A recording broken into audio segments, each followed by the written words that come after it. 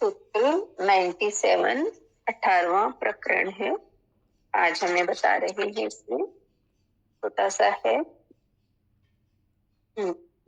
धन्य पुरुष विक्षेप में भी विक्षिप्त नहीं है। धन्य पुरुष विक्षेप में भी विक्षिप्त नहीं है। समाधि में भी समाधि वाला नहीं है। जड़ता में भी जड़ नहीं है। पांडित्य में भी पंडित नहीं है। इसने कहा, जो ज्ञानी आत्मज्ञान के कारण सम स्थिति को उपलब्ध हो गया, जो ज्ञानी आत्मज्ञान के कारण सम स्थिति को उपलब्ध हो गया, वह विक्षेपों को भी सहन कर लेता है, उनसे विक्षिप्त नहीं होता। वह समाधि में रहने वाला है, किंतु समाधि वाला नहीं है। जो समाधि का निरंतर अभ्यास करता है, वह नेताओं उद्यमियों जैसी भागदौड़ नहीं करता। इसलिए जड़वत ज्ञात होता है, किंतु वह जड़ नहीं, पूर्ण चैतन्य है, जागरूक है। उसमें पांडित्य तो है, पूर्ण ज्ञान है, किंतु अन्य पंडितों जैसा न उसमें अहंकार है, न पांडित्य प्रदर्शन की भावना ही।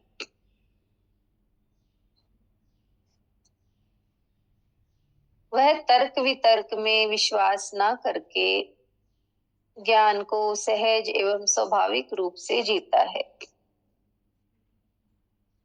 जैसे उसने जाना है प्रस्तुत कर देता है। इतना ही है, ज्ञानी के बारे में हमें बताया है।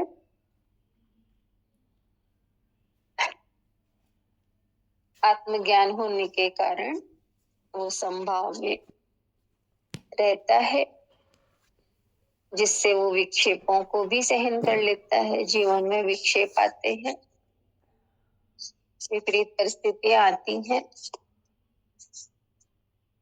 तो उनको भी सहन कर लेता है, उनमें विक्षिप्त नहीं होता।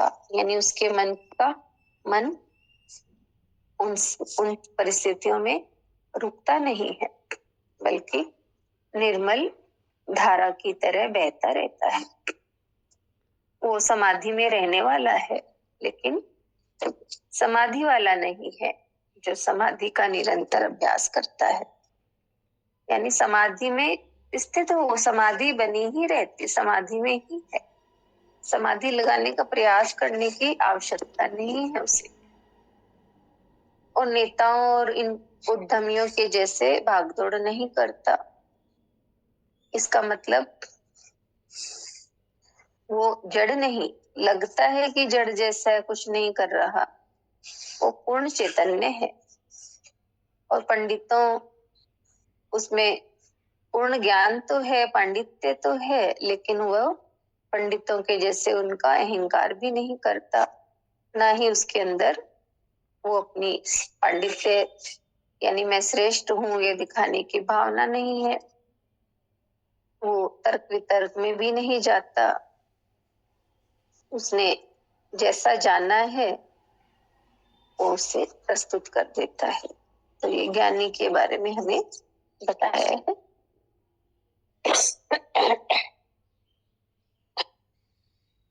हाँ, नविता बताएंगी। हरिओम पूजा। हाँ, हरि।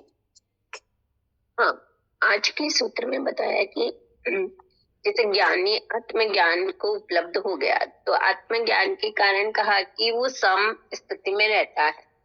सम स्थिति जैसे कहा, इवन उसके जीवन में विक्षेप भी आता है तो उससे भी वो प्रभावित नहीं होता है।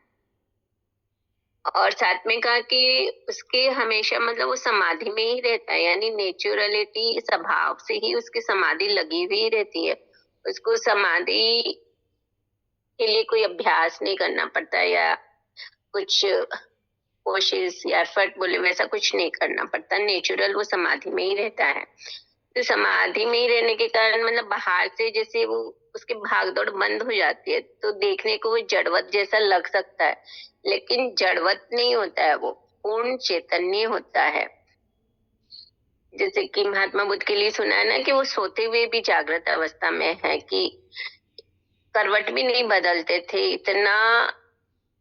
इतनी जागृत अवस्था रहती थी उनकी सोते हुए भी। तो वैसे ही यहाँ पे बता रहे हैं कि बाहर से मतलब भाग दौड़ नहीं करता है, कोई एक्टिविटी ज्यादा नहीं करता तो हमें लगेगा जड़वत सा पड़ा है, लेकिन वो पूर्ण चैतन्य जागरूक है। साथ में ये भी कहा कि जैसे कि इसमें पूर्ण ज्ञान है, पांडित्य है, लेकिन पंडितों के जैसा अहंकार नहीं है और न ही अपने पांडित्य का प्रदर्शन करने की भावना रहती है, और न ही कोई तर्क वितर्क में वो विश्वास करता है या उसमें उलझता है।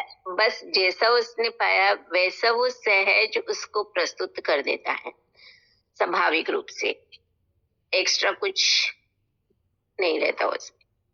तो इस तरह से बताया ज्ञानी की स्थिति ऐसी होती है। हरिओम। हाँ, बहुत अच्छा, बहुत सुंदर। किरण आंटी आप बताएंगी? जय गुरुदेव दीदी। हाँ, जय बहुत गुरुदेव। अच्छा लग रहा था सुन के ना, समझ में आता है कि ज्ञानी को बताने की जरूरत ही नहीं है उसकी। और कहते ना कि अब संसार में रहते हैं तो विक्षेप तो आएंगे, पर एक साधारण प्राणी तो विक्षेप मतलब पागल हो जाता है, क्या क्या संभालू। जैसे हमारे ऊपर जरा सा घर का भी बोझ आ गया, कभी किसी तरह की मुसीबत आ गई, तो क्योंकि हम अभी संसार के भाव में हैं, देह के भाव में हैं, तो छोटी छोटी मुसीबतें, छोटी छोटी रुकावटें, हम कहते मैं तो पागल हो गई संभालते संभालते। तो ज्ञानी कभी विक्षिप्त नहीं होता है, उसको पता है ये सब तो आएंगे संसार में, ये प्रकृति के नियम है। और देखते हैं कि वो लोग इतने अच्छे से उस चीज को संभाल लेते हैं, उनको लगता ही नहीं कि कोई बाधा आई भी है। तो बाधा उनके लिए राधा बन जाती है। गुरुदेव की वाणी भी है ना, बाधा राधा बनी। तो कैसे बनी? वो और आराम से बह रहे हैं, उसी में बहते चले जा रहे हैं, अपना उनका जीवन चल रहा है, निर्बाध गति से चल रहा है। तो दो तीन बातें बड़ी अच्छी लगी कि उनके पास ज्ञान तो पूरा ही है, पंडित तो पूरे हैं, परंतु दिखाने की जरूरत ही नहीं है। क्यों दिखाएं वो? क्योंकि आडंबर से रहित हो गए। फिर कहा समाधि, जीवन ही समाधिस्थ है उनका, परंतु अलग से समाधि लगा के नहीं बैठते। जैसे हम देखते हैं ना, शुरू शुरू में किसी को थोड़ा ज्ञान हुआ या फिर वो प्रशंसा चाहता है, तो गुरुदेव ने कहा वो लोग अपने पेट की पूर्ति के लिए इस तरह का प्रदर्शन और ज्यादा करते हैं कि जमीन और जमीन के नीचे कहीं भी वो समाधि लगा लेते हैं, और उनकी इतनी प्रशंसा फैलती है कि फिर उनको लोग आराम से चढ़ावा चढ़ाते हैं। तो ज्ञानी को इस सब की भी जरूरत नहीं है। और कहा कि जो उसने समझा है, पढ़ा यानी जीवन में अनुभव किया, केवल शास्त्रों की बात नहीं करता है उस चीज को, क्योंकि वो रहता तो ध्यान में ही है ना। जैसे हमारे ऋषि मुनियों ने ध्यान में जो देखा, उन मंत्रों को उन्होंने, मूल मंत्रों को लिखा, और व्यास जी ने उसी का व्यास करके उपनिषद और वेद बना दिए। तो वो अपने ध्यान में जो कुछ देखता है उसे सरलता से संसार के सामने व्यक्त कर देता है। परंतु यदि कोई इसको मानता है तो ठीक, नहीं मानता है तो ठीक, तर्क वितर्क में कभी नहीं पड़ता है, क्योंकि उसे बताना ही नहीं है कि मेरी बात सही है, तुम गलत हो। तो ये बताया कि उनका जीवन इतना सहज और सरल होता है कि हर कोई उसे जान नहीं पाता है कि आत्म बोध को, आत्मज्ञान को प्राप्त हो गए हैं। तो उन्हें समझना, वही समझ पाता जो इस राह पे चल पड़ा ना, वो समझ पाएगा कि दिखावा उनके जीवन में है ही नहीं, विक्षेप उन्हें डरा नहीं सकते हैं, ज्ञान का, पांडित्य का प्रदर्शन उन्हें करना नहीं है। तो उनका जीवन एकदम सरल हो जाता है, सहज हो जाता है। और जो सहज और सरल है वो तो बढ़ेगा ही आगे, और बढ़ के वो ब्रह्म रूप बन जाते हैं, ब्रह्मलीन हो जाते हैं। जय गुरुदेव दीदी।